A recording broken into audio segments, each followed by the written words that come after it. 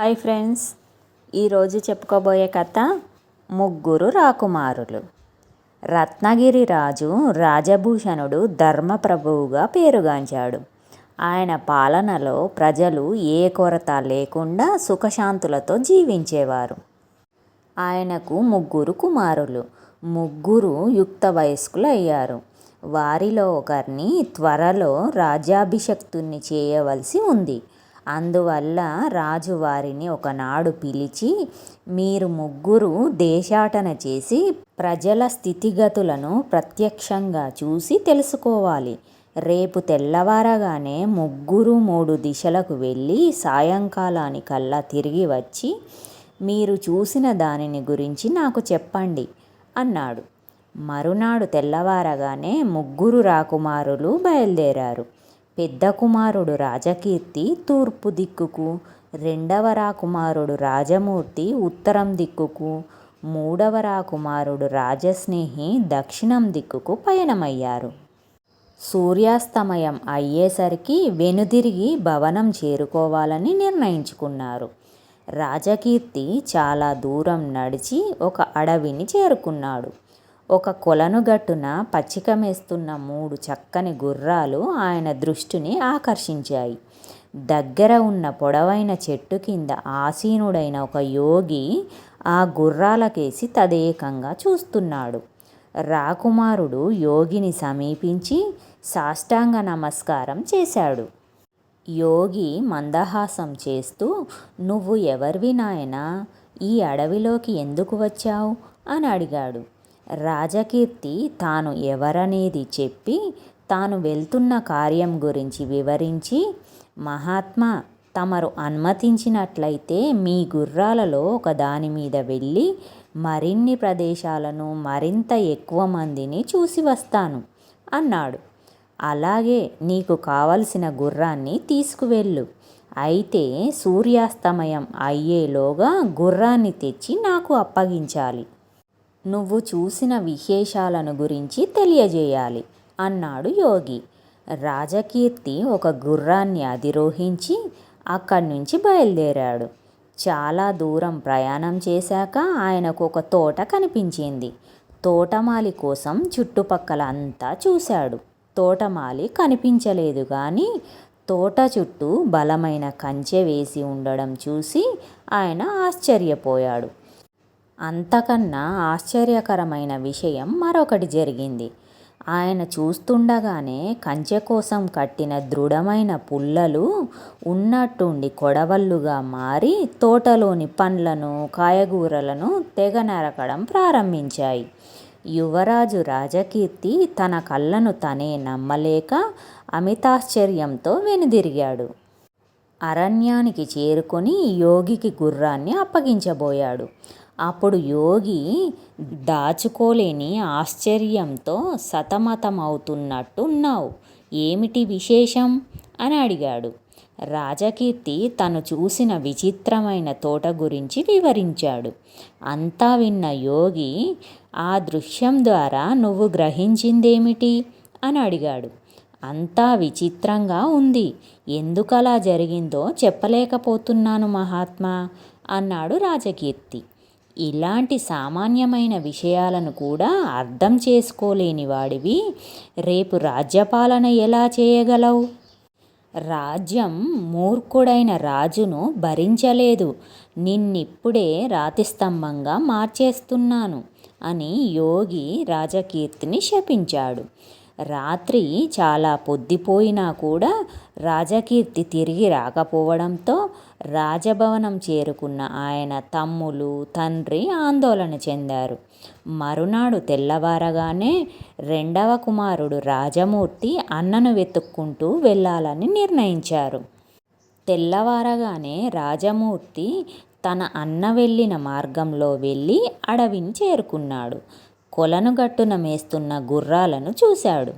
యోగికి నమస్కరించి, ఇలాంటి చక్కటి గుర్రాలను ఇంతకు ముందెన్నడూ చూడలేదు. ఒక గుర్రాన్ని ఇస్తారా అని అడిగాడు. నిరభ్యంతరంగా తీసుకువెళ్ళు. అయితే సూర్యాస్తమయం లోపల తిరిగి వచ్చి గుర్రాన్ని అప్పగించి నీ అనుభవాలను చెప్పాలి అన్నాడు యోగి మందహాసం చేస్తూ. గుర్రాన్ని అధిరోహించే ఉత్సాహంలో రాజమూర్తి పక్కనే శిలగా మారి ఉన్న తన అన్నముఖం కేసి కూడా చూడలేదు. ఇరువైపులా అన్నకేసి పరిశీలనగా చూస్తూ ఆయన చాలా దూరం ముందుకు వెళ్ళిపోయాడు. ఎంత దూరం వెళ్ళినా అన్న జాడ మాత్రం కనిపించలేదు.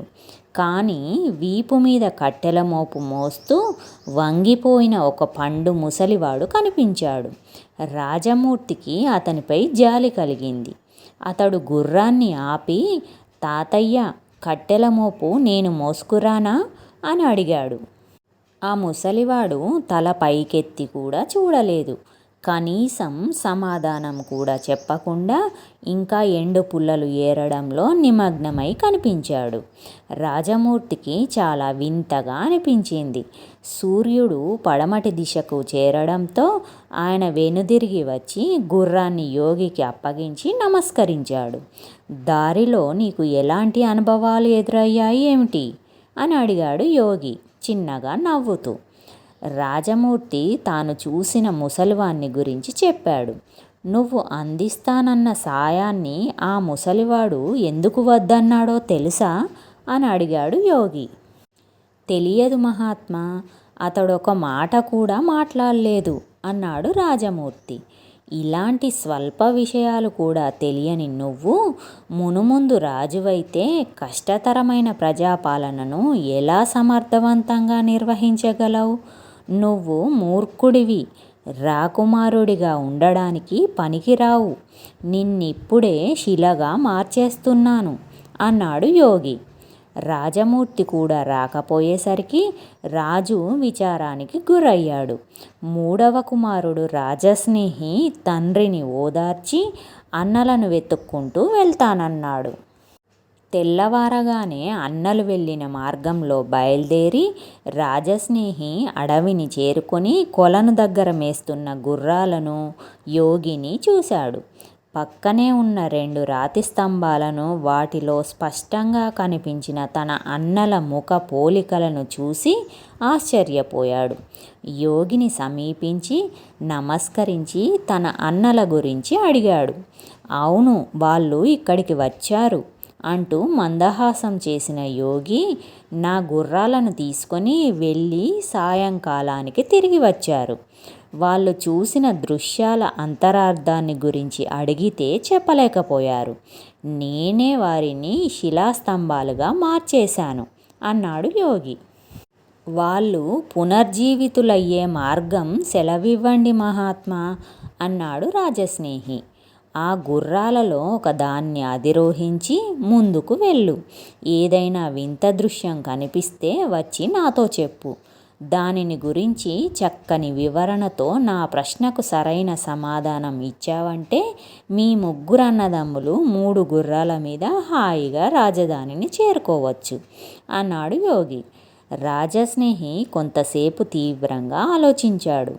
తన అన్నలను కాపాడుకోవడానికి తన అదృష్టాన్ని పరీక్షించాలన్న నిర్ణయంతో యోగికి నమస్కరించి ఆయన చూపిన దిశగా గుర్రం మీద బయలుదేరాడు. అతడు ఎంత దూరం వెళ్ళినా ఎలాంటి విచిత్ర దృశ్యం కానీ వింత వ్యక్తి కానీ తారసపడలేదు. చాలా దూరం వెళ్ళడం వల్ల అతడికి దాహం వేసింది. గుర్రానికి కూడా కాసేపు విశ్రాంతినిద్దామన్న ఉద్దేశంతో ఒక కొలను గట్టున గుర్రం దిగాడు. గుర్రాన్ని పచ్చిక మేయడానికి వదిలి తను దాహం తీర్చుకోవడానికి కొలను దగ్గరికి వెళ్ళాడు. నీళ్ళ దగ్గరికి వెళ్ళి వంగి దోసిలితో నీళ్లు అందుకోబోయాడు. నీళ్లు చేతులకు అందకుండా కుంచుకుపోవడం గమనించి ఉలిక్కిపడ్డాడు. నీళ్లలో దిగి మరికొంత ముందుకు వెళ్దామని 2 అడుగులు వేశాడు. నీళ్లు 2 అడుగులు వెనక్కి వెళ్ళాయి. అతడు లోపలికి వెళ్ళే కొద్దీ నీళ్లు ఇంకా లోపలికి వెళ్ళసాగాయి. అతడు కొలను మధ్యకు చేరుకునేసరికి చుట్టూ ఇసుక తప్ప బొట్టు నీళ్లు కూడా కనబడలేదు. అమితాశ్చర్యంతో వెనుదిరిగిన రాజస్నేహి యోగి వద్దకు వచ్చాడు. తనకు ఎదురైన అనుభవాన్ని చెప్పాడు. అంతా విన్న యోగి ఈ విచిత్ర అనుభవం ద్వారా నువ్వు గ్రహించిందేమిటి అని అడిగాడు. రాజస్నేహి ఎంత ఆలోచించినా సరైన సమాధానం స్ఫురించలేదు. యోగికి ఆమోదయోగ్యమైన సమాధానం చెప్పలేకపోయాడు. రాకుమారా, నువ్వు కూడా మీ అన్నల కన్నా తెలివైన వాడివేం కాదు. నీకు నీ అన్నల గతి తప్పదు అన్నాడు యోగి.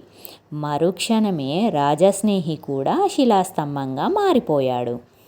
అన్నలను వెతుక్కుంటూ వెళ్ళిన రాజస్నేహి కూడా ఎంతకు రాకపోయేసరికి రాజభవనంలోని రాజు తీవ్రమైన ఆందోళనకు లోనయ్యాడు. తనే చేజేతులా వారిని దేశాటనకని పంపి ఈ దుస్థితికి కారణమైనట్టు భావించి విలవిలలాడిపోయాడు. వాళ్ళకేమైందో ఎవరికీ తెలియదు. రాకుమార్లను వెతకడానికి సైన్యాన్ని వినియోగించాలని మంత్రి సలహా ఇచ్చాడు. అయినా రాజు వినలేదు. తన కుమారులను వెతుక్కుంటూ తనే స్వయంగా వెళ్ళాలనుకున్నాడు. మరునాడు వేకువజామున తన కుమారులు వెళ్ళిన మార్గం గుండా వెళ్ళి అడవిని చేరి మేస్తున్న గుర్రాలకేసి ప్రశాంతంగా చూస్తున్న యోగి సమక్షానికి చేరుకున్నాడు. ఆయనకున్న యోగశక్తుల ద్వారా యోగి తన కుమారుల ఆచూకీని తెలియజేయగలడని రాజు ఆశించాడు. రాజు యోగిని సమీపించి నమస్కరించి, మహాత్మా, నా 3 కుమారులు దేశ సంచారం చేస్తూ ఇటికేసి తప్పక వచ్చి ఉంటారనుకుంటున్నాను అంటూ ఇంకా ఏదో చెప్పబోయేంతలో యోగి అడ్డుపడి, అవును మహారాజా, వచ్చారు. వారిని నేను 3 ప్రశ్నలు అడిగాను. చాలా సులభమైనవి, కానీ సమాధానం చెప్పలేకపోయారు.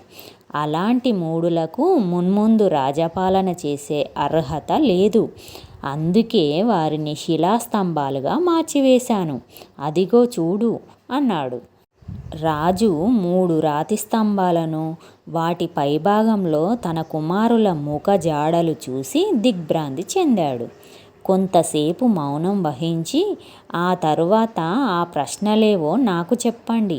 నా బిడ్డల తరపున నేను సమాధానాలు చెప్పడానికి ప్రయత్నిస్తాను అన్నాడు రాజు. నీ జ్యేష్ఠ కుమారుడు రాజకీర్తి తోటమాలి లేని ఒక తోటను చూశాడు. కంచెగా ఉన్న పుల్లలు ఉన్నట్టుండి కొడవళ్ళుగా మారి తోటలోని పళ్ళను కాయలను తెగ నరకడం ప్రారంభించాయి. దీని అంతరార్థమేమిటి అని అడిగాడు యోగి. తోటలోని చెట్టు చేమలను కాపాడడానికే కంచె ఏర్పాటు చేయబడింది. తన యజమాని ఆస్తిని నాశపరిచే సేవకుడు లాంటిదే ఆ కంచె అన్నాడు రాజు. యోగి మందహాసం చేసి 2వ కుమారుడు చూసిన దృశ్యం గురించి చెప్పి, రాజా, ఆ ముసలివాడు మోస్తున్న బరువైన కట్టెల మోపు చాలదని ఇంకా ఎండు కట్టెలు ఏరుతూనే ఉన్నాడు. దీని భావం ఏమిటో చెప్పగలవా అని అడిగాడు. ఆ ముసలివాడు తన దగ్గర ఉన్న దానితో తృప్తి చెందలేదు. పర్యవసానాలను గురించి పట్టించుకోకుండా ఇంకా ఇంకా కావాలని ప్రాకులాడే పేరాశపరుల దురవస్థకు చిహ్నం ఆ దృశ్యం అన్నాడు రాజు. బాగా చెప్పావు అని మరొక్కసారి మందహాసం చేసిన యోగి, నీ చిన్న కుమారుడు దాహం తీర్చుకోవడానికి వెళితే కొలనులోని నీళ్లు దూరంగా వెళ్ళిపోయాయి. మరి దీని వివరణ ఏమిటి రాజా అని అడిగాడు. సంపదలు ఉన్నప్పుడు దుబారాగా ఖర్చు చేసి పనికిమాలిన వాటి కోసం వృధా చేసేవారికి చివరికి ఏదీ మిగలదు అన్నాడు రాజు. మరుక్షణమే రాకుమారులు 3 నవ్వుతూ కనిపించారు. రాతి స్తంభాల జాడలేదు. నా కుమారులకు మళ్ళీ ప్రాణదానం చేసిన తమకు నేను జీవితాంతం రుణపడి ఉన్నాను. తమ ఆశీస్సులతో వారిని రాజధానికి తీసుకువెళ్తాను. తమరు కరుణతో రాజధానికి విచ్చేసి నా కుమారులకు విద్యాబుద్ధులు నేర్పి వారిని వివేకవంతులుగా తీర్చిదిద్దాలని ప్రార్థిస్తున్నాను అన్నాడు రాజు యోగికి చేతులెత్తి నమస్కరిస్తూ. రాజు ప్రార్థనకు యోగి అంగీకరించాడు. మీరు 3 గుర్రాల మీద మీ తండ్రితో రాజధానికి బయలుదేరండి. నేను త్వరలో వస్తాను అని రాకుమారులను ఆశీర్వదించాడు. రాజు రాకుమారులు సంతోషంగా రాజధానికి బయలుదేరారు. మరికొన్నాళ్లకు రాజధానికి వచ్చిన యోగికి భక్తి ప్రపత్తులతో మేళతాళాలతో స్వాగతం పలికారు. యోగి రాకుమార్లను వివేకవంతులుగా, ఆదర్శ పాలకులుగా తీర్చిదిద్దాడు. ఇది ఫ్రెండ్స్ ఈరోజు కథ. కథ నచ్చితే లైక్ చేయండి, కామెంట్ చేయండి, సబ్స్క్రైబ్ చేసుకోండి.